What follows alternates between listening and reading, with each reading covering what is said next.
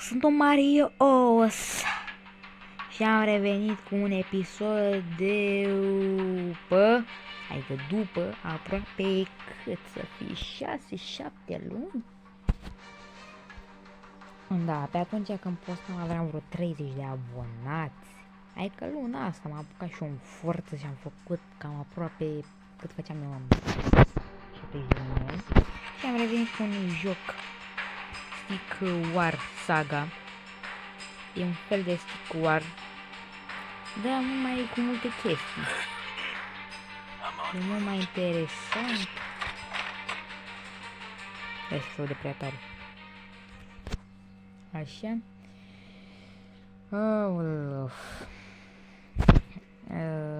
Ok. Deci, nu punctul ăsta de aici din mijloc. Aici, trebuie să ajungem aici. Oh my god. Hai că da, dacă e să vă întrebați ce e așa, dacă apăs pe ecran, mi apare aici. What the fuck? Bine, gata, gata. Aoleu, man. Mi-ai să spawnezi mineri la greu. Deci cel mai bun lucru e când câștigi o de-asta, că își durează aproape vreo 5 minute un meci. Adică depinde... Mi-e la jumate aproape din joc. Măi, cum ar fi am skin pe acesta, pe acest...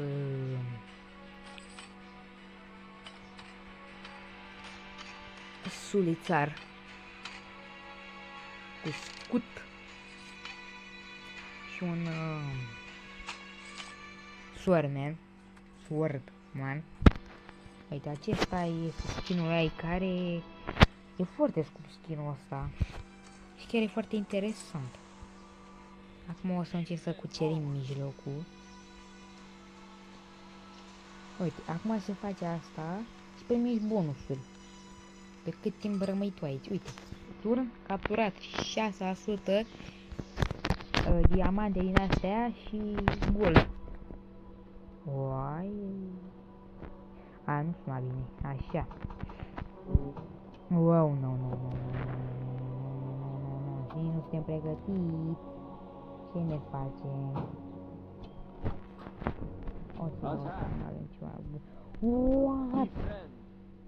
Bă, what the frick?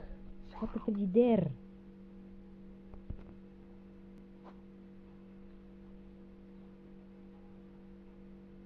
What?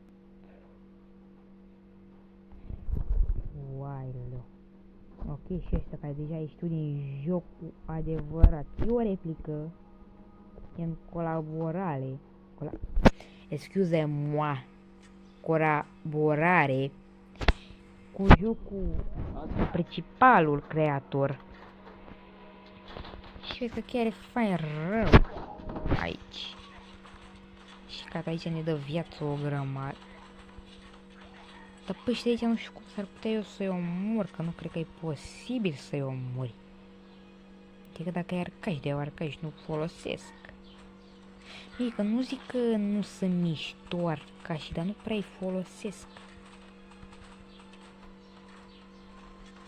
Da, adică despre ce prost la arc, wild. Da, mă, că avem aici o pagubă care ne dă cu... Bă, asta e enervant în jocurile astea, că efectiv ai niște zombalii care se blochează, bă, man. Și te și omoară că mai am unul aș... A murit. Da, mai bine stăm la mijloc. Acasă la noi mai bine stăm. Oh, vai.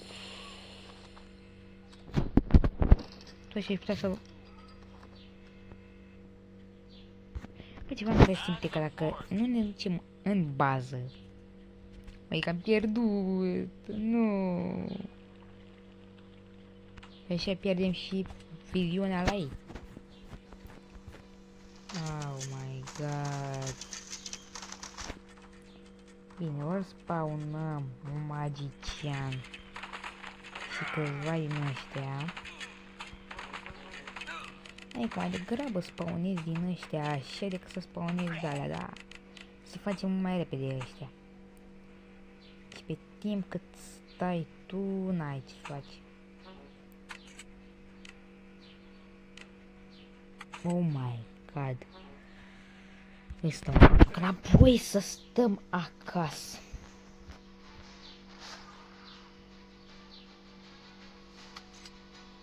Uite, minerii sunt ca în jocul adevărat. Ăștia da. Aici nu sunt ca de dar se partea a doua.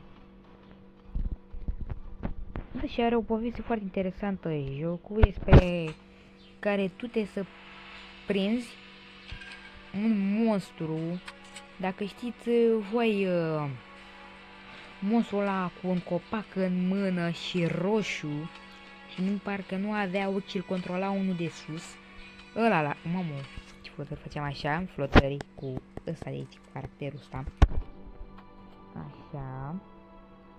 Ăla știi, ăla făcea și zombie. Și ăla care îl ținea de sus a furat harta. Și a mai rămas o bucată pentru noi. Care noi acum încercăm să o cucerim și să o omorâm.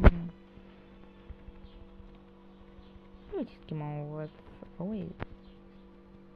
Bine, cu scutul chiar nu știam. Și nu facem.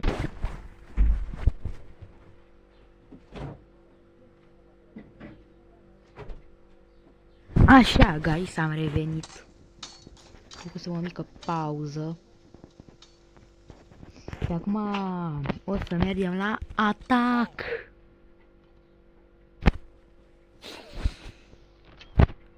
Oh my god. Bă, de ăștia n-ai ce să le... Băi, fain jocul, că poți să treci să-i omori și ei nu-ți face... Ho, nu vă îngrămădiți, că nu sunt eu, aaa. Bine, cu 3% de vii. Nu, fugi. Wow. 0,0000 HP. Și la atac, am zis că să mergem la atac, guys. Ok, dacă mă întrebați de ce nu pare de ce nu pun un magician, este deoarece are nevoie de 10 sloturi. Dacă vă uitați acolo în dreapta sus și un pic rău de în stânga, aveți aurul și diamantele mele și sub alea vedeți acolo câți oameni pot să spawnez. Uite, acum pot să spawnez 2. 70 de mii. Acum nu cred că eu că o să presimtem că putem să câștigăm. Bine, numai nivelul sau să-l jucăm, că e foarte mega greu. Eu uite cât avem aici. Singurul că trebuie să-l facem e să sperăm la o magie. Și să ni se facă... Nu știu, dacă plecăm numai cu 2 și de la atac, n-avem ce să facem, sau mă...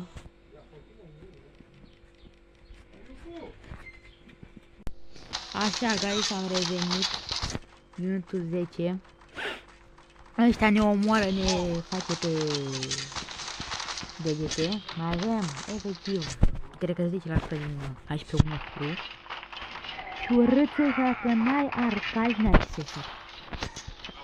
Pe ca să pierdem.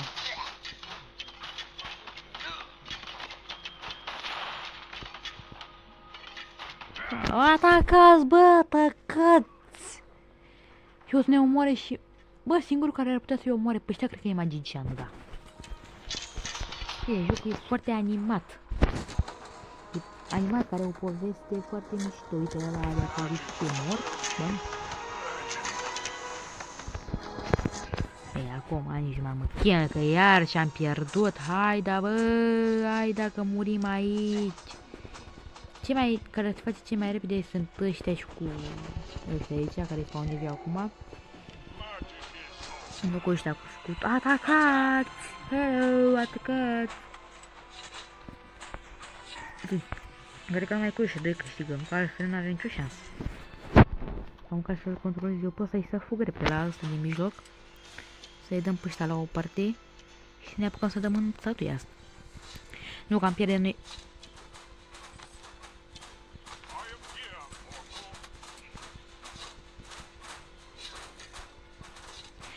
Cum nu avem suficiente cristale, că e singurul care poate să ne salveze, magician. Cum? Oh my god. Ce joc. Nu se poate. Am scăpat. Nu am scăpat. Am rămas așa, bravo, bă, magician. Bă, magicianul mi se pare cel mai bun. Și acum, da, atacăm, ca să e singura noastră șansă de a mai face ceva în jocul ăsta. Și să mai spawnăm din ăștia slabe rău de tot. Poți să spawnezi până la 99 din fiecare, dar n-ai spațiu. Că spațiul de 100, ăștia cei mai slabi, care, uite, dau acum XP ăsta și nu mai sunt foarte mulți. Ăștia a conține 2 oameni. Adică 2, 4, 6, 8. Sărme, nu cred că 4. Ăsta vreo 5. Aia cu viața, cred că vreo 7, 8, nici eu nu știu. Și asta consumă cel mai mult magician. Nu cred că o să facem o serie, adică nici nu cred că o să bubuie acest videoclip. Dacă vă întrebați de ce am vocea asta așa de țigăiată sau de sâsâită, uitați-vă pe videoclipurile vechi și uitați-vă acum la vocea mea. Vi se pare foarte diferită sau nu? No way că câștigăm! Hai, minutul 13. Minutul 13. Minutul 13. Bine, deci aici de sus să faci că oricum muream.